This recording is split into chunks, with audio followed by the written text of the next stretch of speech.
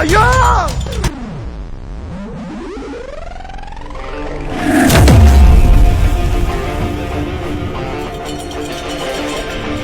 தாண்டவங்கள் தீபடிக்க வாடி போல பால் எடுக்க